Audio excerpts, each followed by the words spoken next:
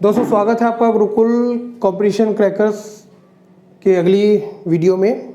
और जैसा कि हमने अपने लास्ट टॉपिक पे बताया था आपको कि पर्यावरण के दो पार्ट्स होते हैं जो आपके पारिस्थितिकी दो पार्ट से मिलकर बनी हुई है, जैविक और अजैविक घटक जो आपके जीवित हैं, जिनमें अपने सांस लेने की, अपने जीवन को पूरा करने की प्रक्रिया होती है, वो कहलाते हैं आपके जैविक घटक, जिसमें आपके मनुष्य, पेड़ पौधे, जीव जंतु ये सब आते हैं। उसके बाद जो टॉपिक हमारा रह गया था वो है आपके अजैविक घटक, अबायोटिक कंपोनेंट्स। अबायोटिक कंपोनेंट में सबसे पहले आता है मृदा, जिसको हम सॉइल कहते हैं। दूसरा है आपके जल, वाटर। तीसरा है तापमान, टेम्परेचर कहा जाता है। फिर सूर्य प्रकाश, जिसको हम बोलते हैं सनलाइट।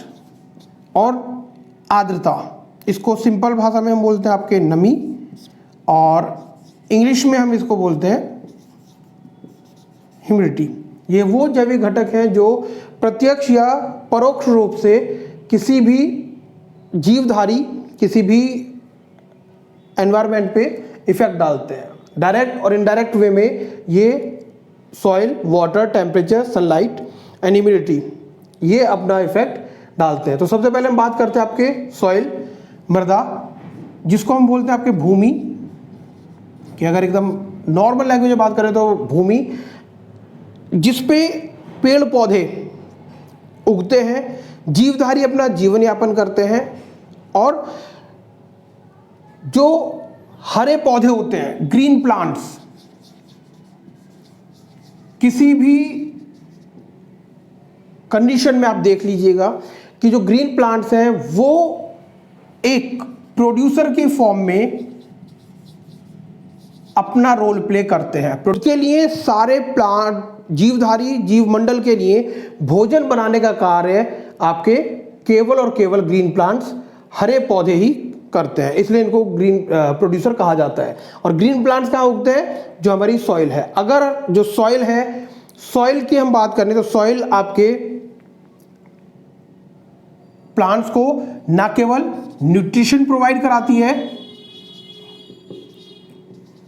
बल्कि उनको वाटर भी अवेलेबल कराती है। तो इसी वाटर से अपने मिनरल्स लेके प्लांट्स अपने लिए और दूसरे जीवधारियों के लिए भोजन बनाने का कार्य करते हैं, जिसको हम प्रकाश संश्लेषण या फोटोसिंथेसिस की प्रोसेस कहते हैं। दूसरा टॉपिक आता है जल। सभी जानते हैं वाटर इज लाइफ, जल ही जीवन है। तो ये बात गलत नहीं है कि जल ही जीवन है, क्योंकि प्रत्येक जीव का 70% शरीर का जो द्रव्यमान है उसका 70% आपके वाटर या जल होता है। सारी की सारी बायोलॉजिकल प्रोसेसेस, उनमें चाहे आप डाइजेशन की बात कीजिए, चाहे आप एक्सक्रीशन की बात कीजिए, चाहे हमारी बॉडी के अंदर ब्लड सर्कुलेशन है उसकी हम बात करें, तो उनमें आपके वाटर बहुत बड़ा रोल प्ले करता है। फिर जो नेक्स्ट टॉपिक है, नेक्स्ट पॉइंट है हमारा तापमान, टेम्परेचर। टेम्परेचर सर्दी, गर्मी, बरसात। दोबारा सर्दी, गर्मी और बरसात। टेम्परेचर के अकॉर्डिंग जो प्लांट्स हैं उनमें अलग अलग टाइम पे फ्लावरिंग होती है, उसी के हिसाब से जीवधारी अपना जीवन यापन करते हैं। हमारे रहन सहन, हमारा खान पान चेंज हो जाता है। जो और जीवधारी हैं, जैसे हम बात करें, एक बहुत सिंपल सा एग्जांपल है मेंढक, फ्रॉग। तो ये आपके सर्दियों के टाइम में टेम्परेचर बहुत ज़्यादा हो जाता है, तो ये आपके विंटर स्लीपिंग, और गर्मियों के टाइम में आपके समर स्लीपिंग में चले जाते हैं। क्यों?